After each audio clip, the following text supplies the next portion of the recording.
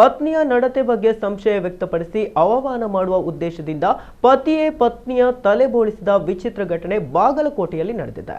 ಉಮೇಶ್ ಈ ನೀಚ ಕೃತ್ಯವೆಸಗಿದ ಆರೋಪಿ. ಈತ ನಿರಂತರವಾಗಿ ಪತ್ನಿಯ ಶೀಲ ಶಂಕಿಸಿ ಆಕೆಗೆ ಕಿರುಕುಳ ನೀಡುತ್ತಿದ್ದ. ಪತ್ನಿಯ ಮನೆಯವರು ಬುದ್ಧಿವಾದ ಹೇಳಿದ್ದರು. ಮತ್ತೆ ಈತ ಅದೇ ಚಾಳಿಯನ್ನ ಮುಂದುವರಿಸಿದ್ದ.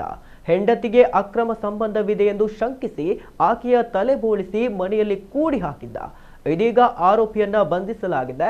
ಸಾವಳಗಿ ಪೊಲೀಸ್ ಠಾಣೆಯಲ್ಲಿ ಪ್ರಕರಣ ದಾಖಲಾಗಿದೆ.